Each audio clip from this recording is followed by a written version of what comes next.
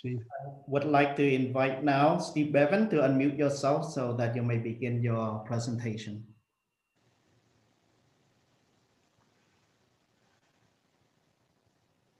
Thanks very much, Dong. I'll get my presentation up.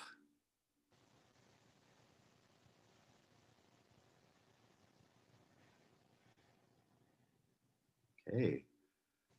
So good morning, everyone, and welcome back to this last day of the retreat. As you see, the theme for my presentation today is called Glimpsing the Reign of God, Rules for Engaging Culture in Mission.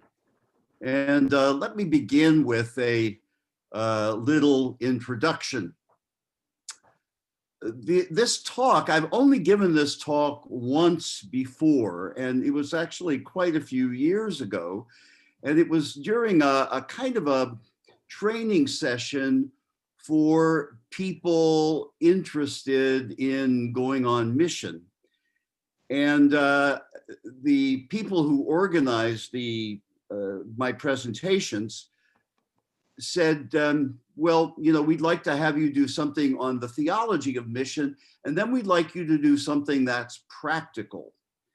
And so I really almost panicked when I heard that, because, you know, I'm much more of a theologian. I'm not someone who can give you the nuts and bolts. And in fact, even as a theologian, I think that that should be something that the context should dictate, and not somebody coming in and tell you how to do mission or run your parish or anything else. The best practical stuff you can get, I think, is a good theology. So I was really kind of, what do I say in this? And then I began to realize I do have quite a bit of experience living in other cultures and in intercultural communities. And what I began to do was I began to write down kind of little practical things that have helped me in the past. And I began calling them rules for engaging in mission. And I think we could say even these could be rules in engaging in intercultural communities as well. I have to admit from the start that these are rules which I have not always kept. And I have not myself been perfect in any of these. But I think if I had, I would have been a much better missionary and a much better community member. I think you too, you know, if you try to live up to these rules, they can help you, and I think they are at least good ideals to try to practice and try to live up to. What I hope this presentation is going to be is really a more whimsical presentation. I think you know a lot of this stuff, and you actually participate in a lot of this stuff and practice a lot of this stuff.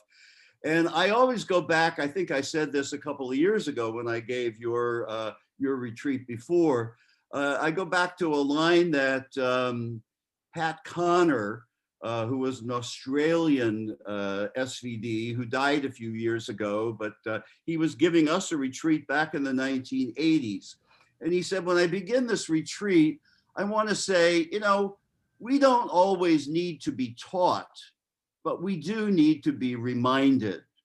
And so this is what I want to do in this presentation, is just in a whimsical kind of way, remind ourselves of what it means to be a missionary and engaging in cultures.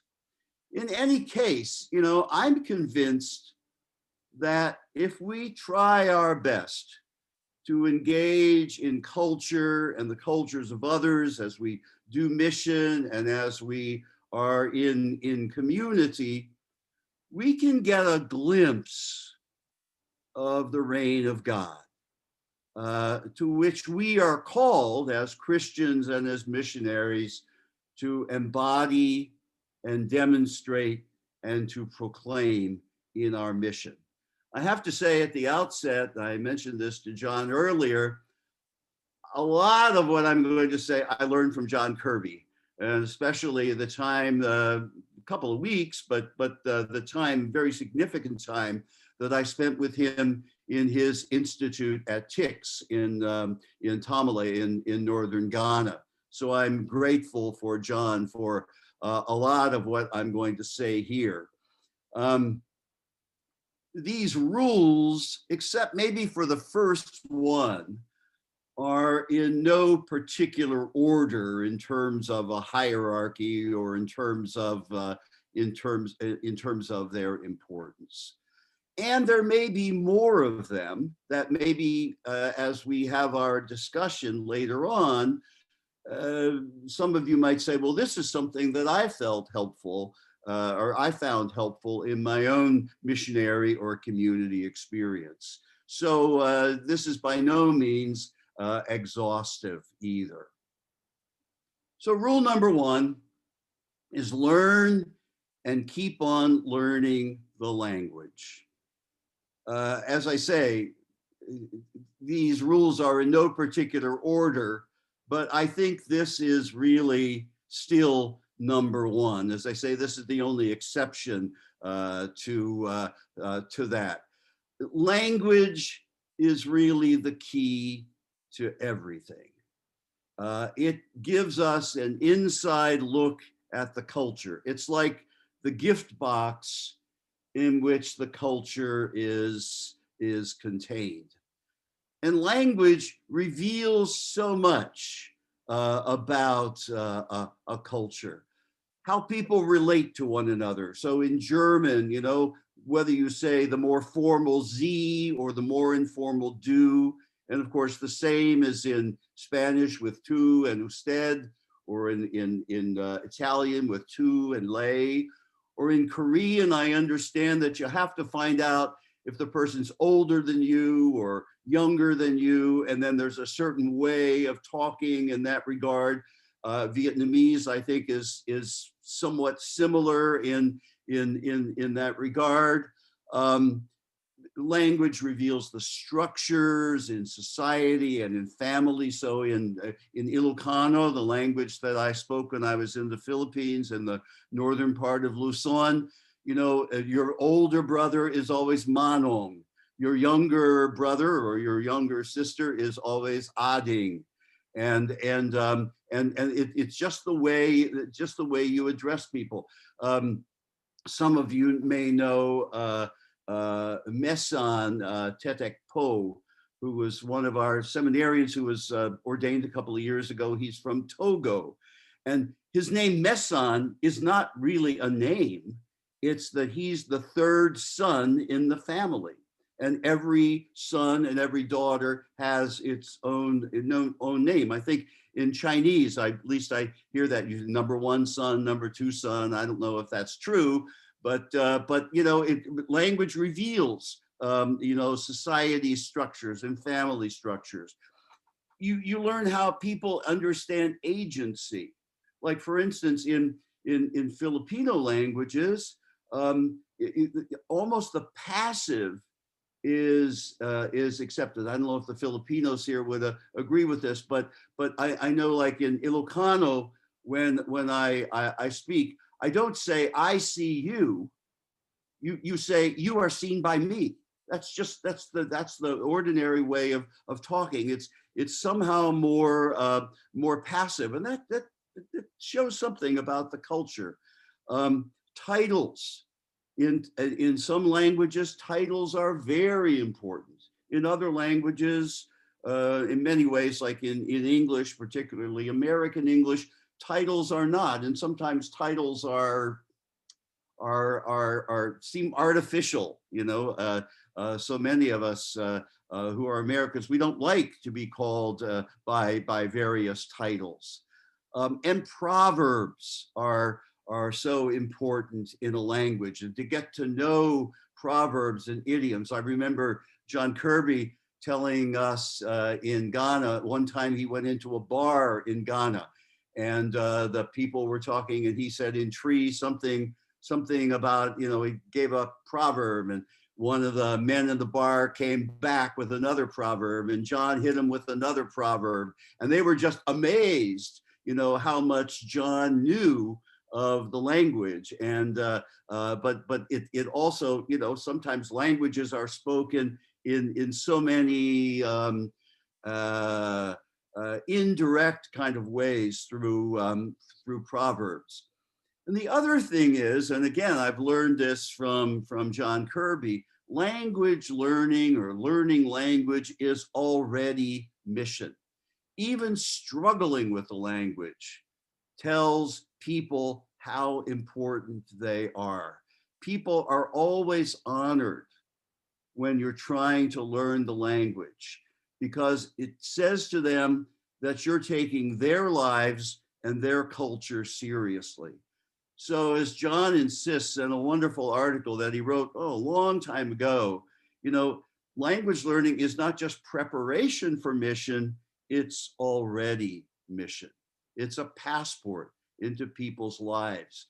If you know the language, people tell you things about the culture that you wouldn't know otherwise, and you become friends with people within the culture.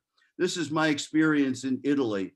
When I was in Italy, you know, I struggled with the language always, of course, because I think as Roger mentioned the other day, you know, there aren't that many Italian speakers in the Collegio where we studied. But I was like a chaplain to a youth group there. And, you know, in my struggles and everything else with the language, I began to perfect it much more. And I am still in touch with some of these people today who are now grandparents, of course. Also in the Philippines, you know, my language skills were not all that great in Ilocano because I had to teach in English and so forth, but it was really a passport into the local culture of people. And I learned so much, even from, you know, especially in the beginning, my bungling. And we need constantly to study the language, to work on our accent and all that. This is something I think that needs to go on and on and on. You know, we can master the language to a certain extent, but there's so much that's always rich in the language that we need constantly to work on. Rule 2 is to bond with the people. I remember again when I was in Ghana and under John's tutelage, he gave us an article to read by a couple that taught at Fuller Seminary at that time in Pasadena with Tom and Betty Sue Brewster. And the article was about the importance of bonding with the people that you serve and to do it right away. You know, don't, even when you come into a situation, live in isolation in your rectory or your language school, even at the beginning. You know, get out there and try to bond with the people. I think this is one of the great dangers today of social media. You know, Facebook and FaceTime and all these things. I've heard people say, like our CTP people, they go to another country, let's say in, you know, Chile or Argentina or whatever, and they spend so much time in their rooms talking with their family on Facebook or on you know, Twitter or something like that. You know, this is a real danger that we don't really get out there and bond with the people. I remember one time at a CTP, our cross-cultural training program service, when we were sending our seminarians out, I gave a homily, and my homily had 2 points. The first point was, you need to leave, and then you need to arrive. And I think this is really so important, as we engage in cross-cultural and intercultural mission. Because mission is essentially relationship. It's not what we do for people, but it's who we are when we are with people. This is, I think, the secret to understanding mission today.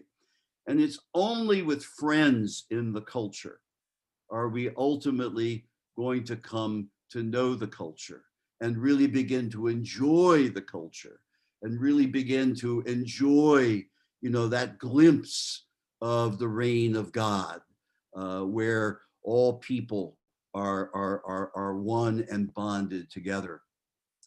Rule number 3 is listen at least a year before speaking. Now, this is a bit of an exaggeration, but I think it's an important point.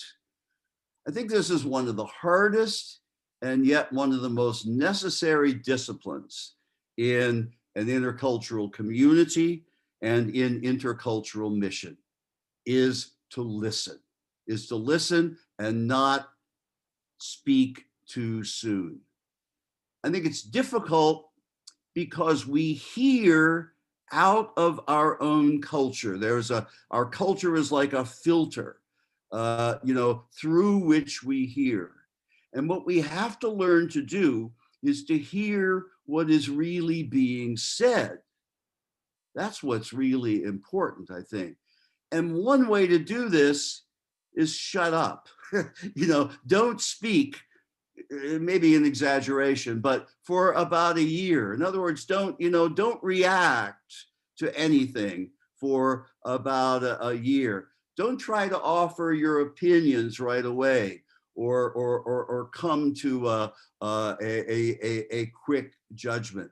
We have to practice what theologians call, missiologists call, a hermeneutics of appreciation. There's the hermeneutics of suspicion, where we kind of say, oh, everything, I don't know about this, why is this happening and all that. But the other is, let's say, let's try to enjoy it. Let's try to be positive about it and not make any negative judgments.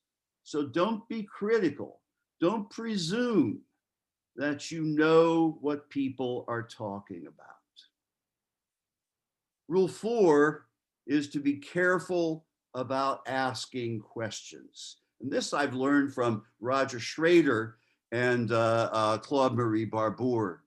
The South African theologian Albert Nolan, one time I heard him give a talk about enculturation, and he said this. He said, when you do enculturation, he says you have to listen, ask questions, and listen. But, and this is me talking now, but we need to be careful about what we ask and how we ask. Ask something like this: could you help me understand what is going on in this situation? Not, why do these people do such and such and such? Roger and Claude Marie have taken hundreds, thousands of students to a Native American reservation in South Dakota. And they tell them, don't ask any questions when you go. Let the people teach you. And I think this is the point here. Let the people teach you. The main thing, again, is to listen and not to bombard your hosts with questions or your other, community members, new community members in your intercultural community with questions. Because remember, our questions come from our own perspectives.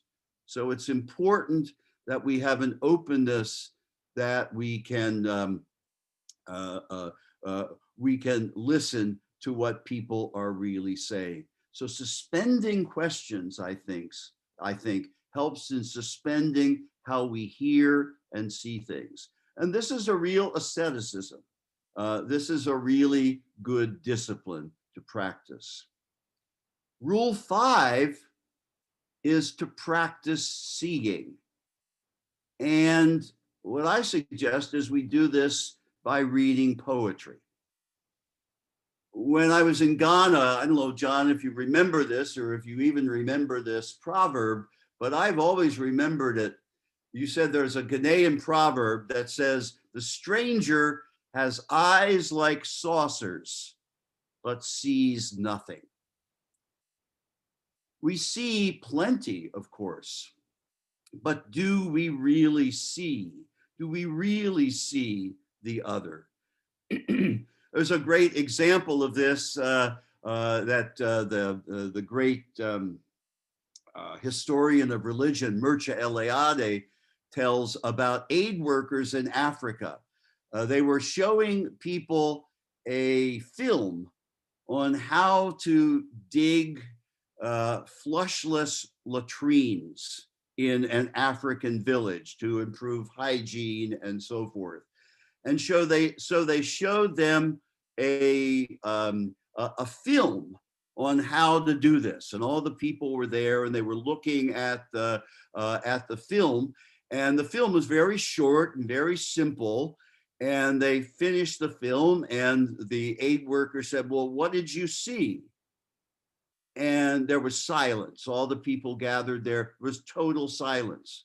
Finally, one of the elders said, "I saw a chicken cross the screen." And the aid worker said, "What? You know, you watched this movie about digging latrines and you saw a chicken." And they played the film over again. And sure enough, at one point in the film, a chicken kind of flew across the screen. You know, they didn't understand toilets and latrines. What they understood were chickens. And so that's what they saw. We only see what we expect to see. And so we have to really work hard at seeing what's really there.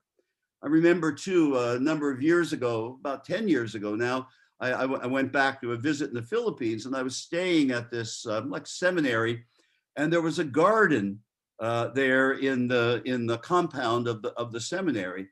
And I thought it was really kind of ugly. I mean, it was dry, and it was, you know, sandy, and it was not very beautiful according to my standards.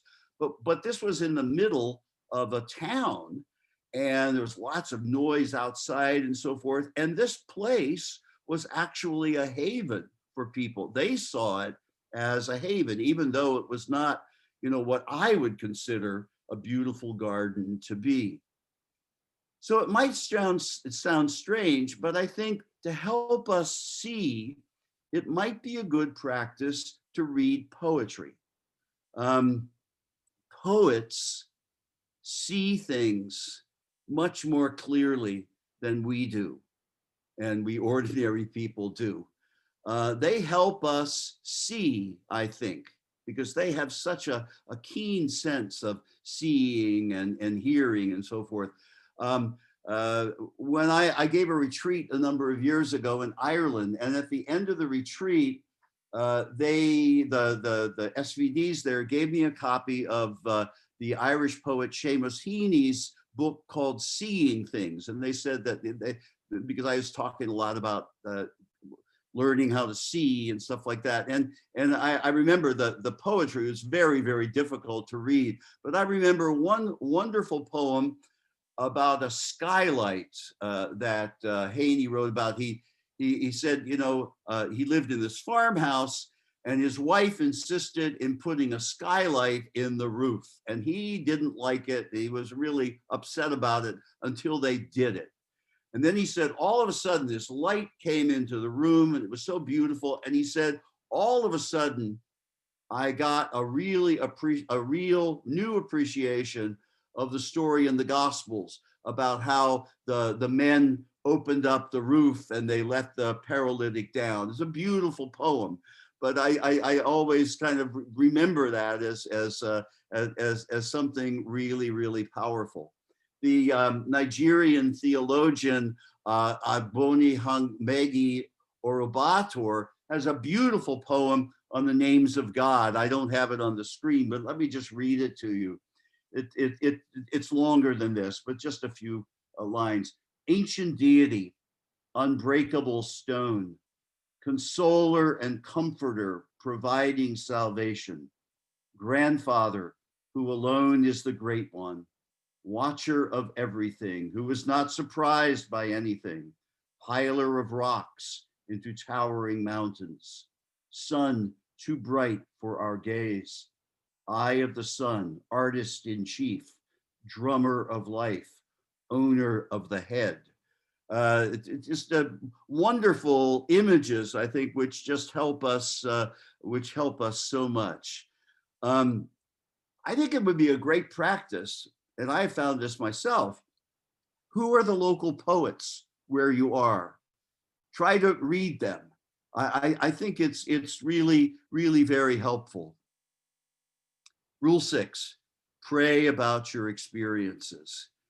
I think it's a good practice to review the day in God's presence. You know, did we go shopping? Did we see something particular in the market that struck us about the culture or whatever? Did we visit a sick person? Were we offended by a confrere or by a parishioner? Was there a flash of intimacy somehow in our community? We can thank God for that. Are we still confused in language or culture or relationships or whatever? Pray about those kinds of things. Prayer is also just a kind of listening. And as we go over the things of the day, to just listen to see what God might say about that. Spirit, we say, is always active in our culture, but the Spirit is also active in our lives. And if we listen to what's going on in our lives, I think this will be helpful very much. Crossing a culture is a journey. And I think we need to work at where we are on that journey as we pray every day. Rule number 7 is get a spiritual director. Because you are on a spiritual journey, you need a spiritual guide. And as soon as possible, find someone with whom you can talk and be frank and honest with. Make a contract for a year. You know, you don't have to enter into this, you know, for the whole time that you're there. You try out a spiritual director for a year, but try it out for a whole year. And keep no secrets from your spiritual director. Tell him or her everything that's going on in your life. Your fascination with the culture, your difficulties with the culture, your prayer, your frustrations with confreres or with parishioners or whatever it might be. I think just saying it out loud really helps. And it's more than therapy.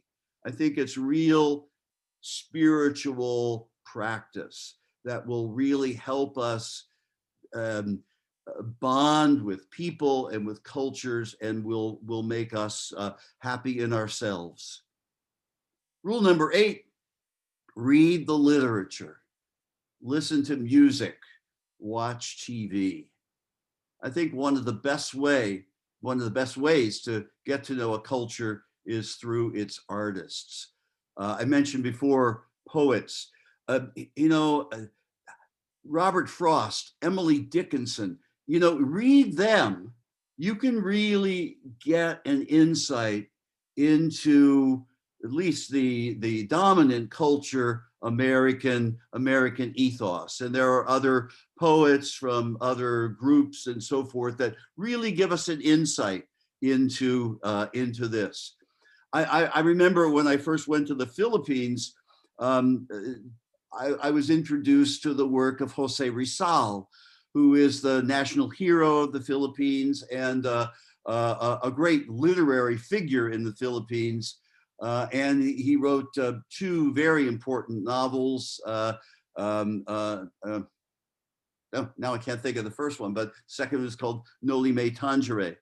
And I remember reading these novels, and they're just such an insight into the colonial situation of the Philippines during the Spanish time. And it's just so much there about the Filipino heart and the Filipino soul. I was just so, it was just so helpful for me to read these novels. Noli Me Tangere and El Filibusterismo are the two novels I remember now. I remember on this same trip, when I saw the garden, I was really struck by the wealth now of Tagalog hymns and how powerful they are. And again, they give you an insight into the spirituality of the people. Of course, telenovelas, in all cultures are really helpful, I think, to get an insight into what's going on in the culture. And both classical art and popular art in the particular place where you're working. And street murals, I think, are so important as well, to kind of get a sense of what people are thinking and feeling. Rule number 9 is read the anthropologists. My own experience in coming to the Philippines was I started to read some essays in anthropology, and very, very soon I began to see some of the key things in Filipino culture, the whole idea of utang na loob, which is the debt of gratitude, which is so important in Filipino culture. Hiya, shame, which is so important, or the whole idea of split level Christianity, where people can be, moral and immoral at the same time. And it's a very interesting phenomenon, probably not just in the Philippines, but nevertheless, it was a very famous essay that talked about this. It gave me a great insight into, Filipino culture, Filipino characters. I think it's really important that we always have a novel going, that we're always reading some kind of fiction. Again, that helps us to understand, the imagination of a particular place or a country. And have a book of anthropology or local history as well, that we're reading as well. I think you're going to see the ideas that you see there validated in your everyday experience. It can only help you understand this better. It sharpens your eyes again, and it sharpens your ears as well. Rule number 10, this is the second last rule: accept the fact that you'll always be a stranger. I remember someone telling me a story when I first arrived in the Philippines about an old Spanish priest in the Philippines. They asked him, after 40 years of living in the Philippines, do you understand Filipinos after 40 years of ministering to them? And he said, "El alma del Filipino es un misterio." The Filipino soul after 40 years is still a mystery to me. The longer I was in the country, the more I knew that I didn't know very much. The culture still became something that I had to learn and understand, and I knew that I never would understand it fully. Some of you Indians among you may know of a man, rather controversial, famous German missionary in the Philippines by the name of Engelbert Zeitler. One time he came to visit us in the Philippines. He was a classmate of one of the men on the faculty where I was teaching in the Philippines. And he said this: he was giving a talk to the students. He says, you go to another country, you stop in the airport, and you can write a book about it. So the first impression is you can see so much and everything else. Says you stay there a year, you might write an article. Says you stay there a couple of years and you realize that you don't know anything. You can't write anything. I think it's a kind of a, what the medieval mystics called a docta ignorantia, a learned ignorance. You actually do know quite a bit, but you know how much you don't know. And I think that's an important kind of humility to continue to have as we work in another culture or live in an intercultural environment. We will always be outsiders. We will always be outsiders. But the ironic thing is that knowing that also gives you a deeper and greater sense of who you are. I think I only realized who I was as an American when I lived in Italy and when I lived in the Philippines. Your whole culture becomes much clearer to you. So your own ignorance gives you the gift of knowing much better who you are. So we come to our last rule, and I mentioned this the other day as well, and that is practice Schreiter's rule. Some of you know Robert Schreiter, a great teacher at CTU and a great expert in the area of enculturation and so forth. The prerequisite for practicing this rule is you need to practice everything that I've said already.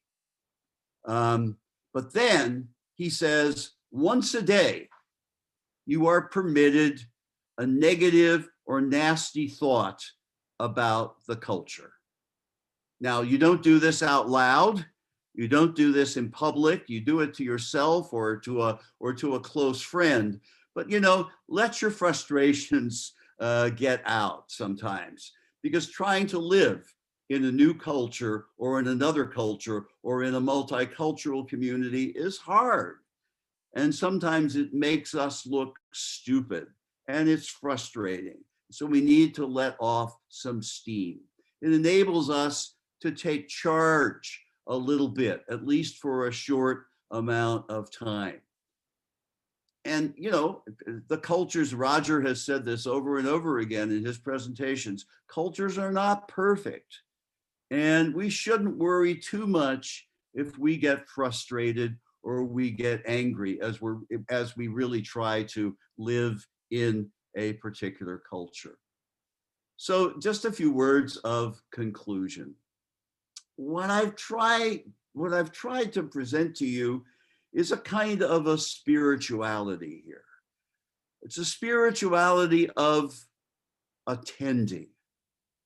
It's a spirituality of reflection. And I think it's also a spirituality of joy. Because, as we are open up in living in another culture to new ways of thinking and feeling and seeing, new friendships are going to be born. New pleasures are going to be experienced, and new ways of seeing the world that we never thought possible are going to be discovered.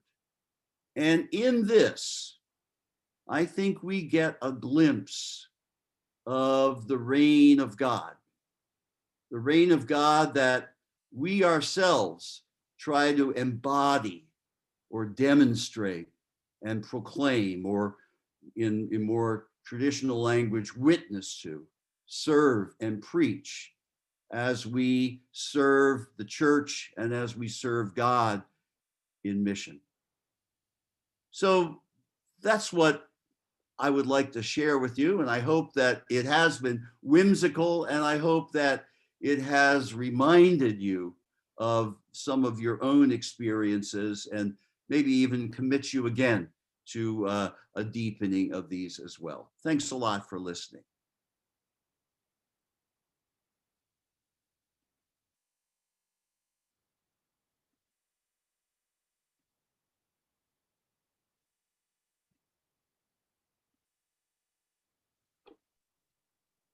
Thank you, Stephen, for your sharing. Right now, we will be going into the Q&A, the question and answer. So I invite the community, if you have some questions that you would like to raise, you can type it out, or right now you can unmute yourself and raise that question to Stephen directly.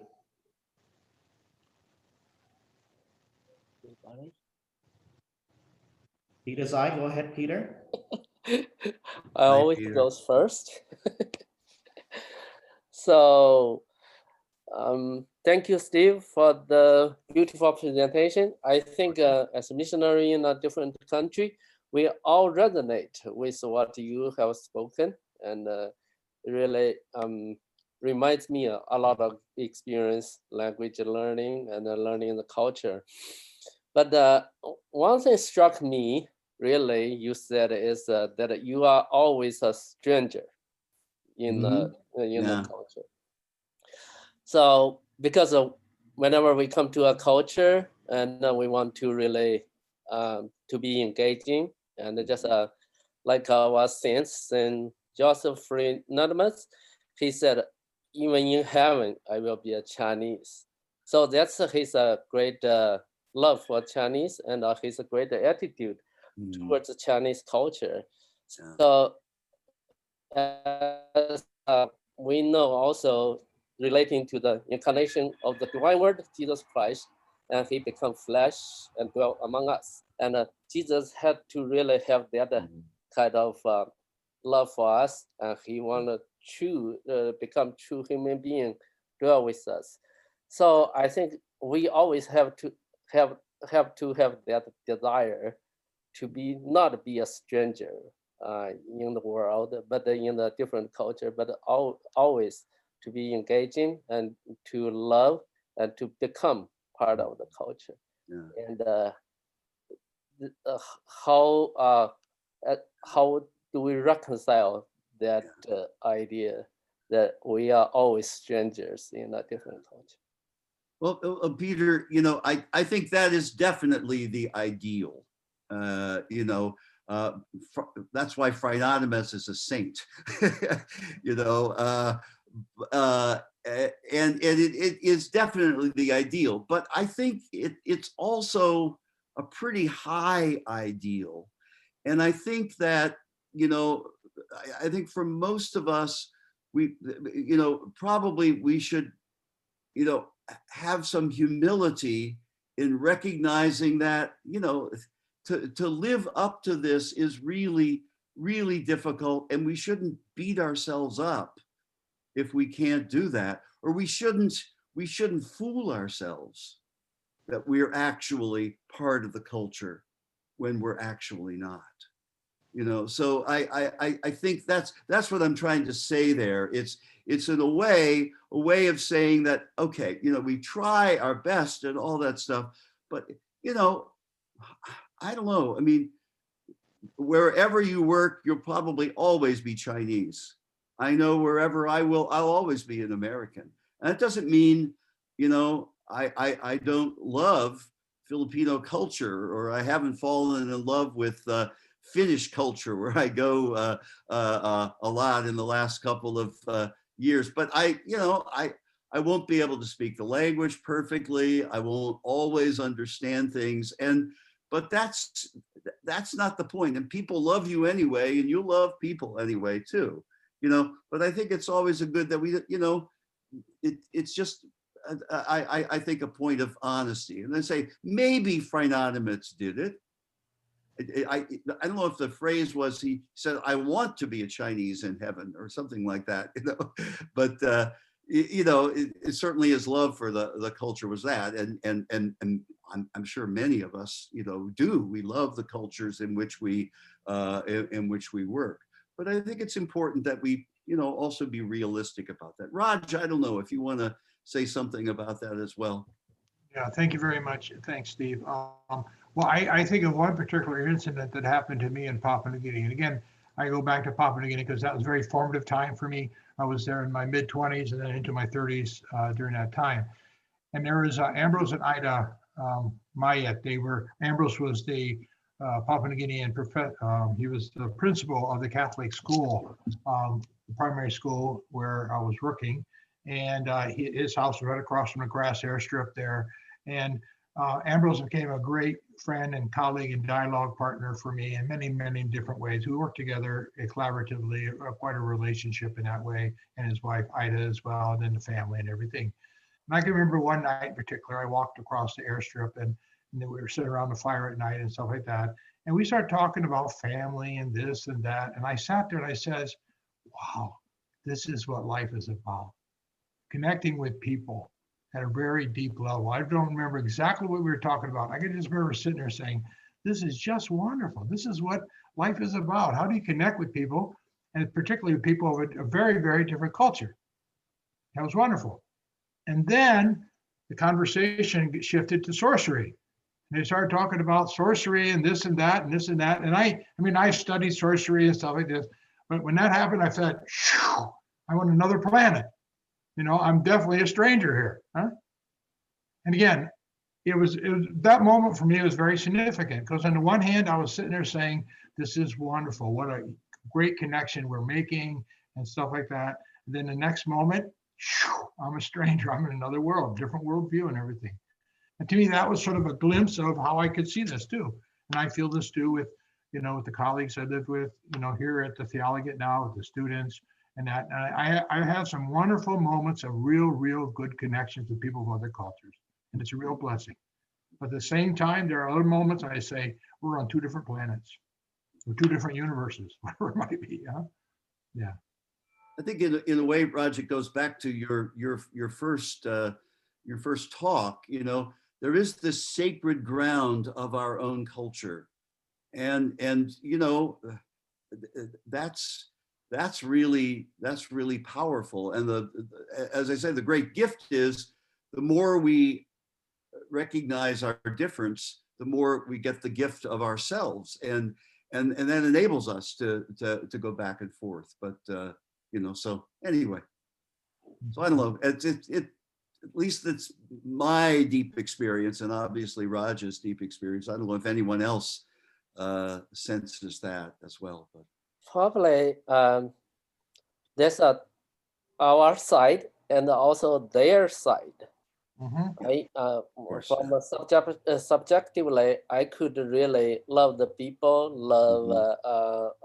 really into my mission and totally engaging. But there's also objectively, probably they will not recognize and accept me as a part of their culture. A colleague that I worked with for many years in Ghana put it this way. He said, no matter where you go, there you are. Yeah. Yeah.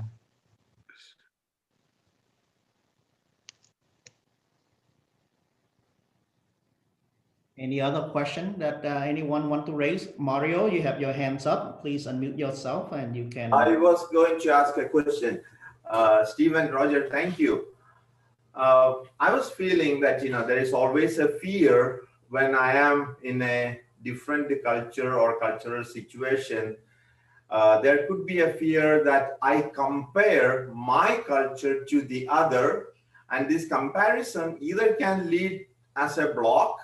So also either way, I could either feel superior or inferior. So that can become really a kind of a block towards totally getting immersed into that culture. Do you think the same? Perfect. I think that makes a lot of sense, but it's almost kind of like this is the spirituality or the asceticism that we have to engage in, you know, when we're doing this. You know, yes, we're always going to be you know, comparing our culture with theirs, and you know, and saying in our mind, you know, with Schreiter's rule, you know, why is this happening? Why are people doing these things? You know, and you know, getting frustrated with it, or loving it and wishing we would get loved back as much as we love, and you know, this kind of thing. I just think this is part and parcel of what we commit ourselves to, you know, and you know, it's this kind of constant honing of ourselves over the years of this that you know, makes us you know, makes us real citizens of the kingdom of God, or the reign of God. But I don't think we should get too upset that we're not, you know, completely loving everything and understanding everything and all that stuff. We need to have patience, and I think you know, it's natural, but you know, I just think it's important to keep at it. Raj, I don't know. Yeah, maybe I could just, I certainly agree with all of this. And the point you're making is something that Sunny, people often ask that question, you know. And I think, you know, if I go back to my Papua New Guinea scene, when I first went to Papua New Guinea, I had a honeymoon stage. Everything in Papua New Guinea was great and wonderful, and these great people. And so as I did that, I saw, if I can use my garden image, all I saw was the good seed in their garden. But it also meant that I saw weeds, only weeds in my own garden. I was very ashamed of being from the United States. And I sort of went through that cycle. Then, you know, 6 months later, after going through language school and getting malaria a couple of times, then at that point, I saw only weeds in their garden and only good seeds in mine. But then with time, began to realize that there's weeds and seeds in both ways. Again, we can compare and contrast, but to keep the bigger picture, that there are weeds and seeds, just use a very simple image, in my garden and in the garden of the other. And but it's true, we can go back and forth. I think that's where we need to sort of, with time, get that balance of being able to see that. I also see the value, you know, Steve, as you said, as you were sharing, you mentioned about listening, you know, listening and listening. Yeah. Maybe question once. You know, I feel the value of that. I find the value of that in relationship with this kind of a tendency that normally we will have of comparing, as well as trying to feel either superior or often we feel superior, not inferior. That's in the case of comparison. Thank you. Thank you so much. Absolutely. Yeah.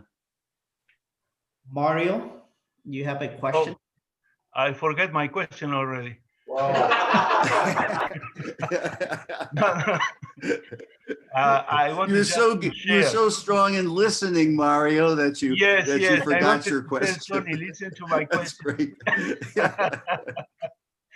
Hey guys, in this context of culture, cross-culture journey, I was remembering the passage of the gospel when Jesus talked with Nicodemus about being reborn for entering the kingdom of God. Nicodemus didn't understand the point. How can an old guy be reborn? Well, that's the experience of many missionaries in another culture. Sure. Sometimes, thanks to God, that happens. Sometimes it's more difficult. I remember when I was a young fellow in Congo, arriving, we were watching our elder conference, of course, with respect and appreciation. Guys the pioneers of the mission who had arrived to Africa in the late 50s, and they were still there after 40 years. But you know what? We were surprised. Some of them, they were in paradise, and some of them, they were in hell. Always comparing cultures, always criticizing. But they couldn't escape. They didn't want to leave the country. They were still there after 40 years. They were attached in the same way to the people, to the culture. But they were suffering a lot. That's why I was talking about hell. On the other point, thanks to God, some missionaries were in paradise. They were so happy they had been reborn in this new culture, living, laughing, and enjoying the love of people. I think that is the mystery of the kingdom of God. may we also live this experience and share it with other people. Thank you. Yeah, thank you, Mario. It's a wonderful, wonderful story, and you see that, don't you? You know, you see that some people, and some people they never leave. They never leave home. Yeah, They're somewhere else, but they never leave. You know, it's true. Yeah. Benny, I think you. So you have a question. Please Stephen? yourself and raise your question. Okay, so my question is, I remember very well before I went to OTP in Ghana, we had what we call a TICS course. I think Father John Kirby remember that very well to prepare us for culture learning. So, and I'm still kind of remembering what John taught us. That and then also I think Stephen also mentions that language learning is mission. But sometimes I think that the community where we go may not be at home with that kind of statement, So I find it very difficult. Sometimes my own community will not understand. Like, I want to be silent. They say, no, you have to do this, you have to do that. You want to take time to be able to absorb the culture very well. But our own conference will not allow you to do that. Some of them, it can create problem for you because you want to learn it very well. You want to be, to be silent and observe before speaking. And that was a very powerful challenge for me in Argentina at the beginning.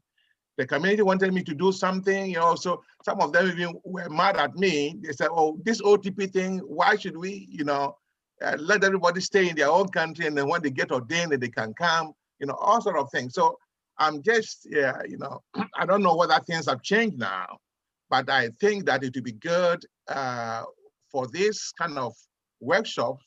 I thank, John Kirby very much for, opening us up to this kind of thing. And I think it's the key really to be born, as Mario will say, in another culture. And that is the only way you can be very effective in your missionary work, and you'll be very happy and even retire in heaven, as Mario will say, in that culture. It is very key, but I think that we have to do more about that. What do you say? Yeah. No, I think that's really true. I mean, I remember, myself arriving in the Philippines. I had been ordained a year, but I'd still been in school. I still had to finish my degree in Rome. And I remember I got there, I was like, I've been in school for 14 years. And now I'm ordained. I was so raring to go. I didn't want to study language because in the Philippines you can get along with English, which is of course the lie, really. I mean, that's not really, it's not really the case. But here I was, 28 years old, and I was just raring to go. And they told me that I had to spend 6 months in language school and live in Manila and that's the last thing I wanted to do, and yet it was the best thing that I did. And I also connected with SVDs at that time. At that time, for instance, in the Philippines, they have a thing called the Regency, where after philosophy, the seminarian teaches a year like in a minor seminary and so forth. Well, the regent at Christ the King Seminary in Manila, where I was staying, was Tony Pernia. And Tony and I, just got to be great friends. And, and this, and of course, our friendship has gone, through the years. And other people like that, like Jerry Orbos, some Filipinos will know who Jerry is. Jerry and I became very, very good friends. We still are to this day. That would not have happened if I had gone right to Vegan and began teaching, and knowing the local language as bad as I was in it. Nevertheless, it gave me all sorts of ins to the people, and sacramentally, socially, and things like that. So the more we can do, the better it is. But I think what I'm trying to say also in my presentation is that we have to keep it up. We have to keep it up, and we never stop learning the culture and learning the language and all that kind of thing. Raj? Maybe just one quick thing I'll say is I agree with what you're all saying here. I think sometimes, in my experience working with the SVDs, is that sometimes we put all the weight of the adaptation on the people coming in. And we say, and if it had been formed better and did this better and they do this better, that we put a lot of the weight goes that way. But I think we also have to put a lot of weight on the receiving community, the receiving province. And we have to also be ready to receive and to understand the other. It's a two-way street. It's not just going out, but how do we receive? How do we orientate? How do we accompany? And all ways like that. So I think what you were saying is sometimes the receiving community says, "Hey, we need you, put on your boots and get to work," But I mean, I think we need to know what's going on in that way. That's a great point, Raj. Yeah, that's a really important point. Yeah. Benny, you have a question? Please unmute yourself. Okay, good morning, everybody. The question is like this. Can we change the concept of the people when we arrive in this place? I have the experience. I want to share this experience. I hope others understand my my English and my concept. Okay, when I arrived in Ecuador, and I was assigned in one parish, with pastor was Spain, from Spain. Mm-hmm. And then because I was new, and in my mind, I came to learn everything, learn the language tradition, learn how to do the celebration and everything. Then I saw him, his style of life and his style of ministry is different with I have in my mind. When I learn, you come and you adapt with the people, eat their food, work with them, and that is the idea. But his idea was, no. I asked him, can we go to the village to visit the people in the community? And he say, no. When the people need us, they come and we can organize and we can go to visit them. And I was thinking, what? We are pastor. We have to go to find them, to be with them. But okay, because I knew I didn't want to complain. I just continue my way of thinking and do something around it. So I clean the house, I get the grass around, everything. And the people pass by. For the people didn't know me, they ask, "Do the priest is there?" And I asked them, "Yeah, we are two priests here. Who priest you looking for?" And then, "Oh, the priest in the church." And another lady say, "No, he didn't know. He is gardener, so he didn't know." And they pass by. And later on came some youth. They know me, and, "Oh, Father, why are you working very hard? Can this?" And then they came back. These ladies came back, and, "Oh, he is priest." And they explained, "Yes, he is our new priest here." Make me think at that time. So the people, in their concept, in their mind, they were thinking that the priest is European, white, tall, and that is their concept. And now they see one guy is like one of them, working around, stay outside, visit the community. We indirectly, we change the concept of the people about who we are. So that's why I asked it, can our presence as a missionary, do we change the people through our style of life, the way of thinking, and our ministry? Then we, that is, Father. Thank you. Yeah, that's interesting. I mean, I think this is the great thing about mission today, and the fact that it's mission from 6 continents. You know, that we're going everywhere to everywhere, and so yeah, I think this is a great witness.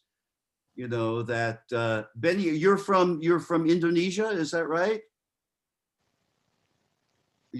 Yes, I am, Father. Okay, good. So I mean, the fact that an Indonesian would go to Ecuador, this is fantastic. This is wonderful, and vice versa. You know, I mean, it so yes, I'm just sad that this priest didn't let you though do what you really wanted to do and bond more with the people. I think that's, you know, this is much more the, you know, if I could say, the contemporary understanding of mission, what you had and what you probably learned in Ledalero.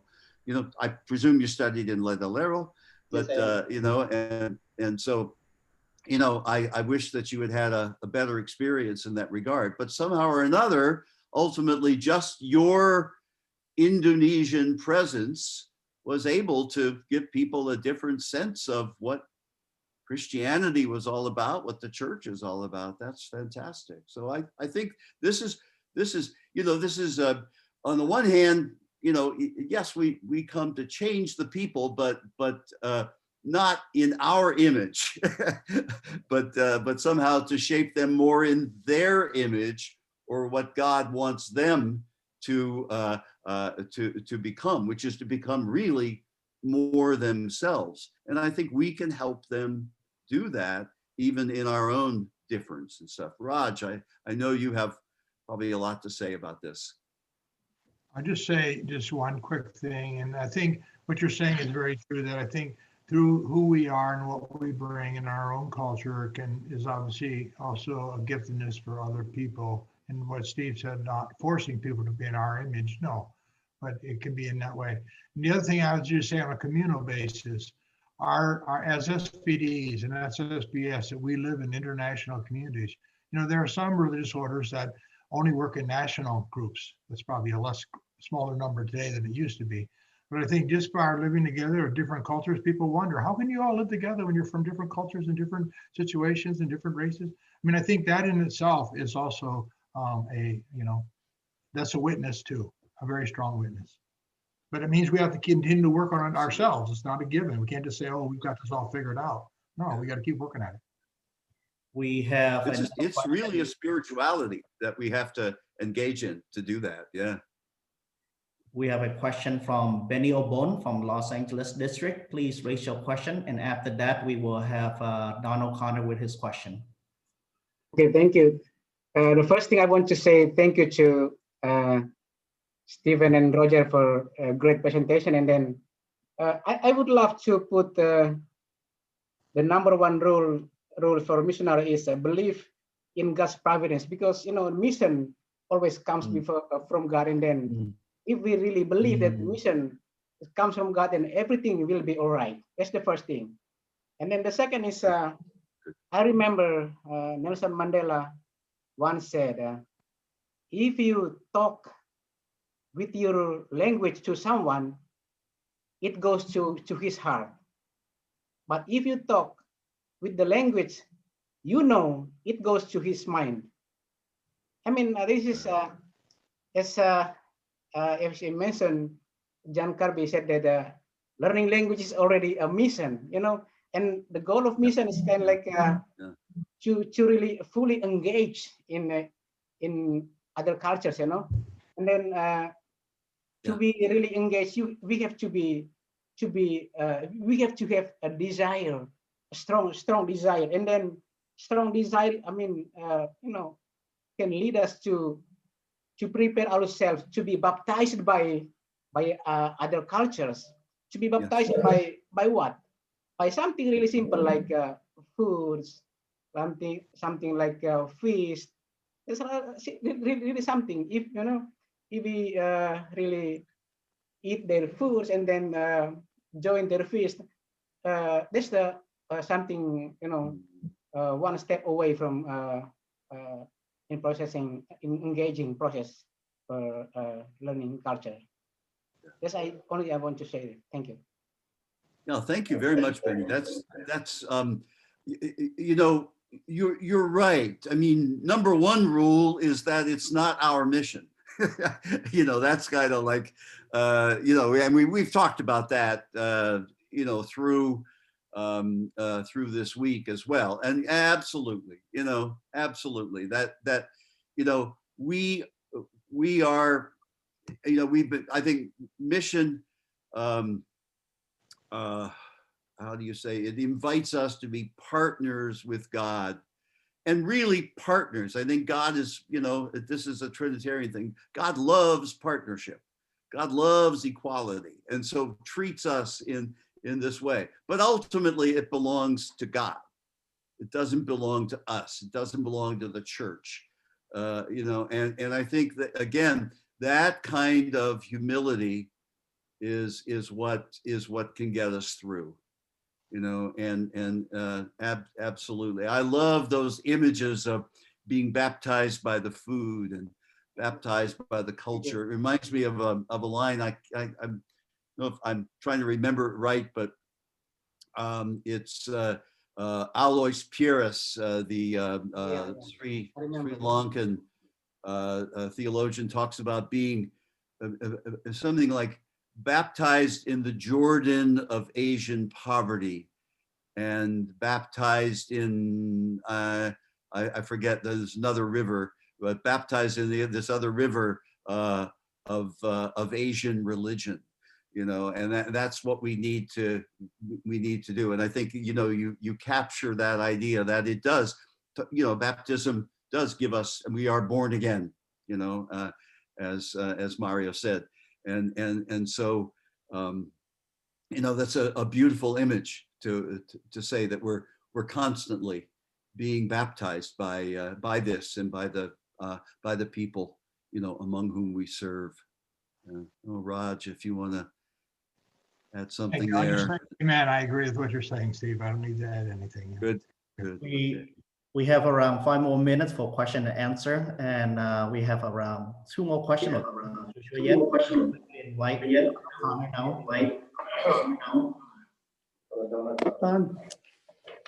Thanks very much, Steve and Roger, for your presentations. I enjoy, Roger, you were referring to New Guinea so often. Brings back happy memories. So I want to make a couple of remarks in response to rule number 10 about we're always strangers. Father William Ross was the pioneer in the Western Highlands, and he died very prematurely, I think at the age of 73. He had longevity in the family, but he was there a long time. And number one, he said, I'll never understand these people. And this kind of surprised us, or myself as a new missionary, because if anybody, he knew the language. All right, it wasn't perfect. He knew more the dialect of the kids. And you know, they have a simpler language, but he certainly knew what was going on. He was loved. He never had a store. He walked every place. When he fell, he didn't have very far to walk or to fall down because he was only 5 feet tall, you know, and he did more walking. Yeah. So he said, I will never understand these people. Then your rule, or the rule number 10 about being strangers, you mentioned we have to shut up for 1 year. That's not long enough. We were told shut up for 5 years. So 5 years for New Guinea. Okay, now what I want to talk about a little bit is spirits, and it's kind of a sharing, but also a question. The people of Papua New Guinea, they're very, almost the opposite of here. We're very technological here and very scientific. We pride ourselves. But the people, they believe in spirits. The spirits are all over the place. And for example, ancestral spirits. We had a girl by the name of Elizabeth II. She committed suicide. She was being very badly beaten by her husband, and the way they commit suicide, one of them is either by hanging. It's usually the women who commit the suicide, not the men. The men run around stark naked, mad, they lose their minds. But the women, they commit suicide to escape from an unhappy marriage. And she committed suicide by drinking Gramoxone, or you call it Roundup. So they drink that stuff. Well, sure enough, she swallowed the stuff, and but then her spirits wandering all around, and I had a fair number of suicides. And so these spirits, you got evil spirits and you got ancestral spirits. And I did not laugh at any of this stuff. I mean, people, this stuff is very real. The worst thing you could do is to say, well, this is nonsense, or have a solution. But my last line, many times I really didn't understand what was going on.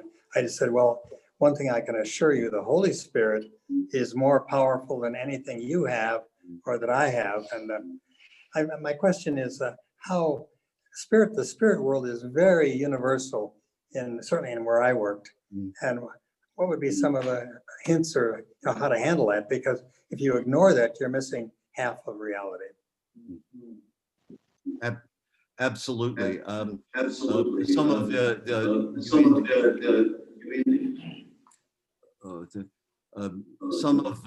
Indonesians here. I think there's a computer on in Riverside community. Okay, good. Thank you. Go ahead, Steve.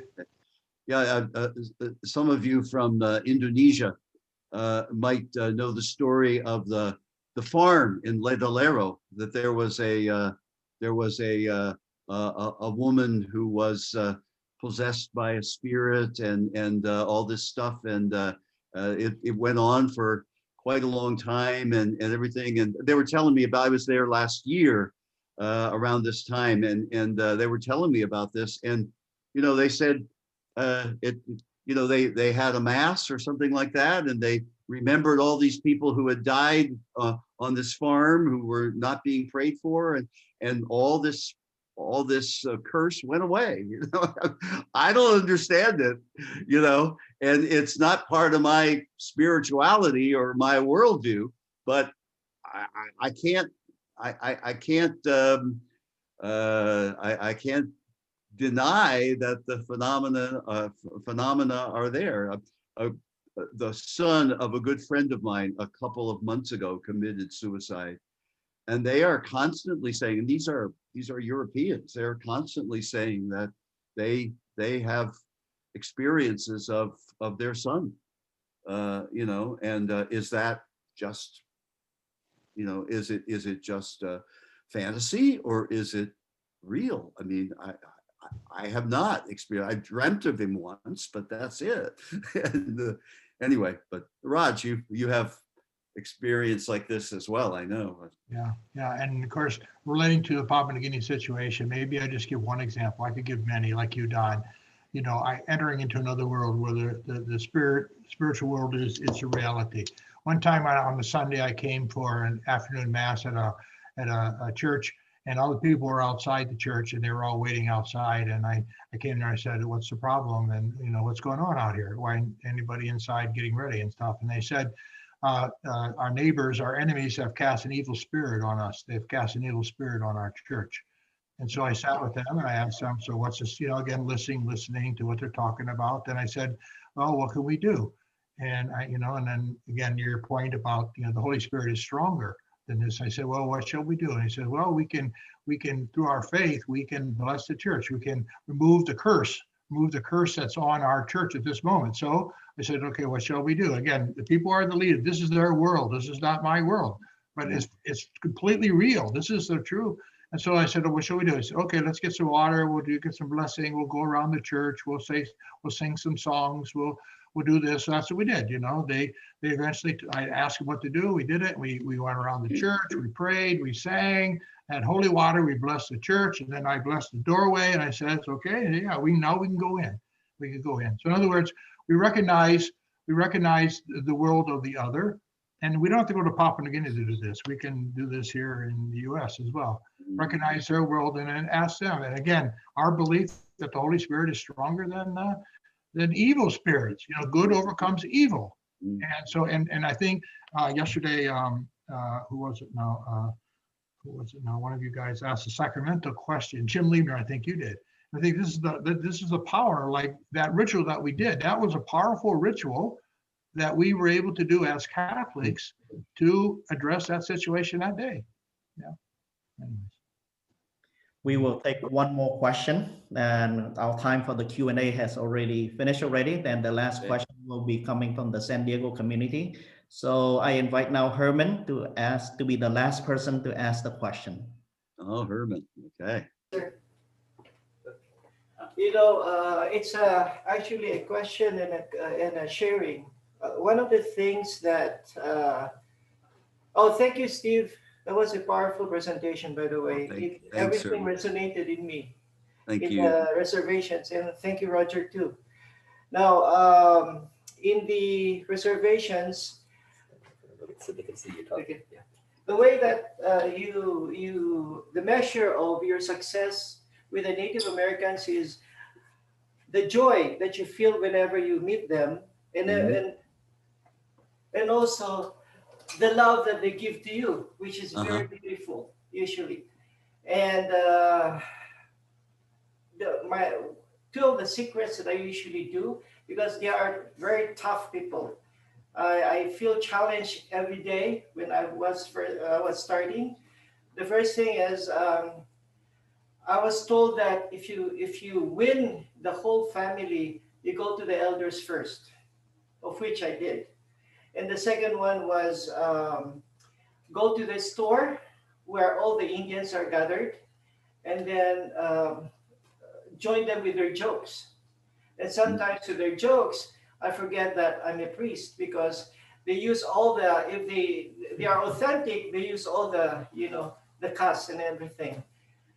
So when the bishop came over to hear the Indian side regarding the canonization of Junipero Serra, that was a tough one, especially for us pastors.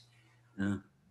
And they told us, why did you canonize him? Why is the Pope canonizing him? Because of the abuses. About 90% of them didn't want Junipero Serra to be canonized. And then suddenly it came out into my mind. I just talked to one Indian. I said, I want to learn your language. I want to learn Kumeyaay. You know what she told me? Why are you trying to learn our language? You have removed them from us. And I didn't know how to answer, but I said, I belong to a new wave of missionaries. Good for you. And just smile. Yeah. Yeah. Well, that's bravo. Yeah. Thanks, Herman. I think you're right on. If you compare the Native Americans from South Dakota to here, this is a very political place for Native Americans. San Diego has the highest number of Native American reservations, and out of the 18, I have spent my life with 11 reservations already. I go from St. Isabel, from my own place, I have 3. And then to Pala, Pauma, Rincon, and then to Riverside too. I go there, Campo. Wow. Yeah. That's something. My question is, how do you say those? If they turn the question back to you, you know, did I do the right thing? This is what you call prophetic dialogue. I think so. Yeah. I think you said the right thing. You know, sometimes bishops need to be reminded as well. Father Roger has something to say. Yeah, we could talk a lot more about this in terms of the Native Americans themselves. As you know, Each reservation is different and each context is different and stuff like that. I think it's great what you're doing, Manuel. I think sometimes we just have to receive like a sponge. We have to receive what people say. I found this too working in the Black community. Sometimes when people really trust you, they'll say what they really feel and what they think. Yes. I think sometimes for us as a white, for me as a white person, to receive that, or people who have been abused sexually by a priest, when they can actually come to me and honestly begin talking about it and say, and tell me, and I receive it. I receive what they're sharing, the pain they're having. And I consider it an honor if they feel comfortable talking to me as a priest representing that. And they know it's not me, but that, you know, I'm a priest. So for some of them to be able to do that. And I think with the Native Americans too, I mean, I've been there 30 years. I still run into people who are, you know, they don't want anything to do with white folks, you know, because this racism continues. But you have to be able to just receive. And as we did in Violet's house, when we went to South Dakota, and in Tilly's house, you know, we let people tell their stories. And we may not agree or understand. We may say, wait a minute, you know, we might want to add nuance their story, but it's their story. And the importance is we let people tell their story. And then it may get repeated. Some of these stories I've heard 10 times, but let people keep telling their story. And they know that you're going to listen. You're not going to shut them up and say, you don't know what you're talking. No, we listen. Huh? So I think what you're doing is fine. We find a way to listen to people. And we know when we're on the other side, we know what it feels like when people listen to us. When someone listens to what we're going through and we say, now that was good. And we're not expecting them, or hopefully not expecting them to give us the answer, you know, to fix it, but just to be listened to. So I think what you're doing is, and it's a long time, it takes time. You know what, you know, my fast connections with them was my color. The second one was, well, their practices are exactly the same practices with the Ilocano. Oh yeah. Yeah, they rotate the, you know, the several times, the coffin of which we do in the Philippines. Right. Thank you. Thank you, sir. Great, Herman. Yeah. Thank you, Herman. Thank you, Roger, and thank you, Steve. Right now, I have the time for the Q&A have already ended already. So right now, we want to conclude our retreat. Now, I would like to invite John Kirby, the Father Provincial of the Western Province, who has a few words of giving thanks, as well to say farewell to all of you and to all of us. So I invite Father John Kirby now to please unmute yourself and to close up our retreat from our Zoom session. Well, I wish I had a very great man to quote what I'm about to say rather, but it's just me. And that is, every good retreat, I think, should open up new vistas and new ways to grow in Christ and to make him the center of our lives. This retreat certainly gave us the opportunity to do this and much, much more. I would like to make this as a tribute to Roger and Steve, and also a farewell to all of us as we go back home.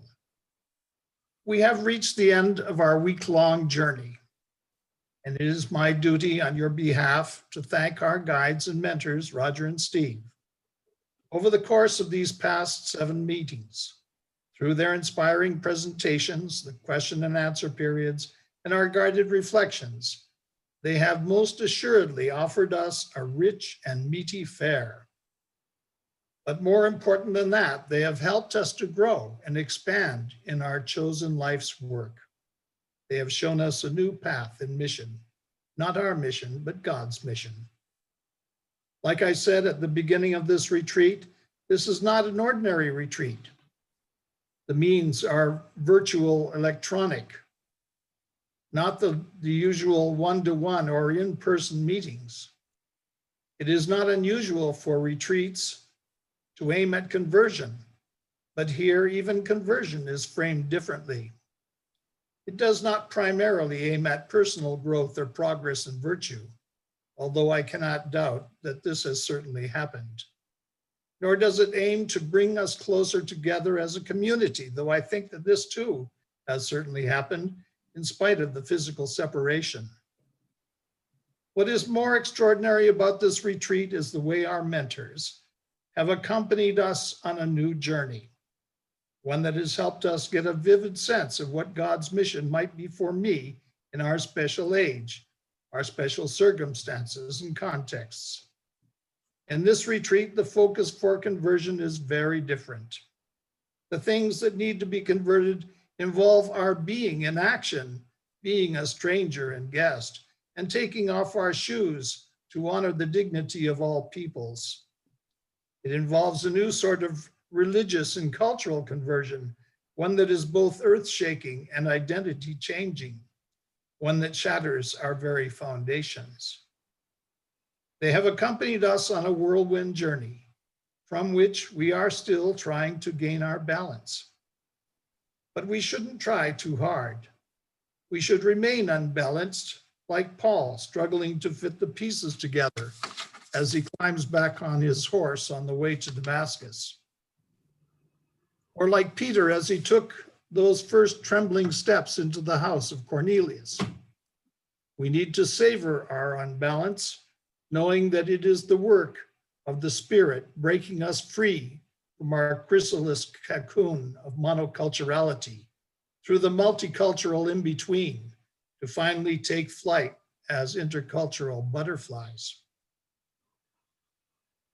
Molded by a special kind of spirit, a unifying spirituality. We are told that the Spirit will take hold of us as we gradually regain our balance on the solid foundations of dialogue and prophecy, which we have been told require a bold humility back in our parishes and ministry contexts.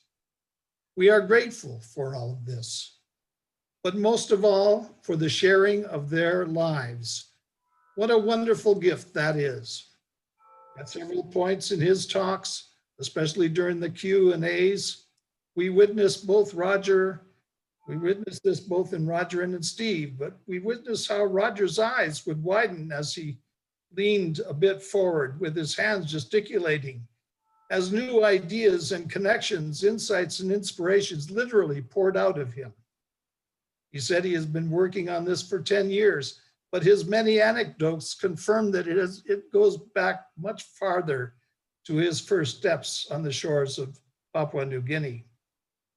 They are as much a part of him as his fingers and toes, and he has shared them with us. And the same, of course, is with Steve, whose 11 whimsical reminders brought us to a new understanding of our own spiritual journey to joy, to that joy that we've been talking about often. Together, they have given us something that we need to think about very seriously and to pray about and to enter into very deeply. It is a veritable feast, far too much to fully absorb in 1 week. They have told us that intercultural spirituality is not just something to occupy our thoughts for 4 days in October. This retreat was not meant to give us a nice feeling or so that we could say, I've done my duty now and I feel a bit holier, having bathed in the elevating thoughts of mission. No, it is not about the theology or the missiology or even the anthropology. It is all of them joined together. And it is something that we have to take back with us now and put into practice. Yes, a lot to absorb, but the foundations have been laid. Let us take it with us.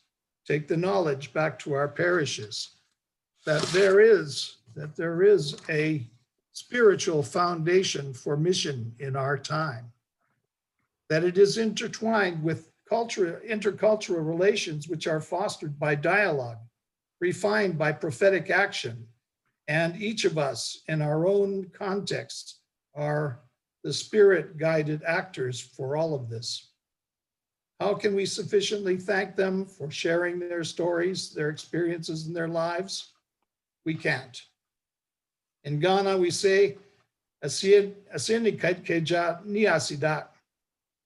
The termite mound and the keja tree don't thank each other. They can't. One nurtures the other. Roger and Steve are teachers of mission. Their purpose in life, their greatest joy, is to share their own transformative experience of God's mission that they've had in their own lives, their own stories, so that we may be transformed as they have been. Our joy today is to receive this gift with the greatest affection. Now I would ask us to do something together.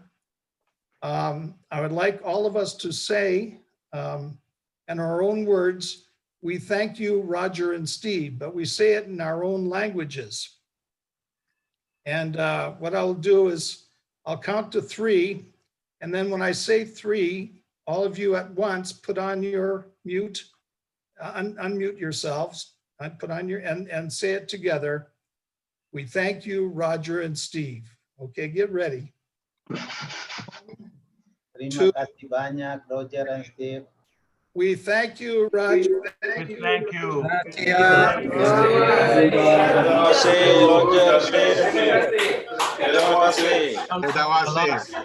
Muchas gracias.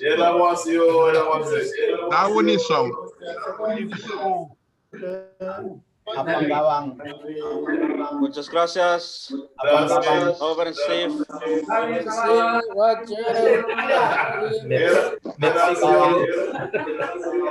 Apang Gawang.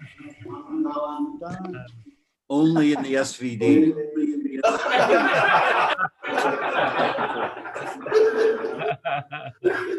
It's true. Thank you, John Kirby. Thank you, John Kirby. Thank yous as well as there is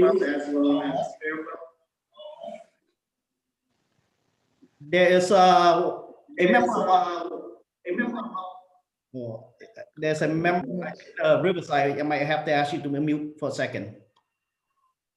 There is a member within our community today who is celebrating his birthday.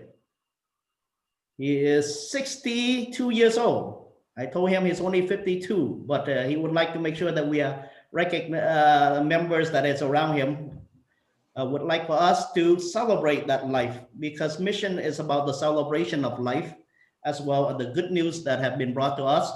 So now I would like the whole community to help me sing a happy birthday to Richard Casilla, who is celebrating his life today.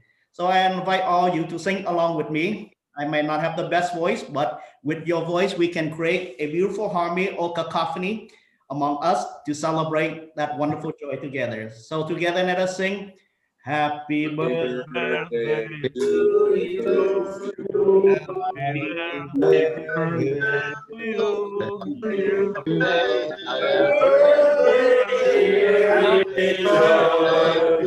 Happy birthday to you.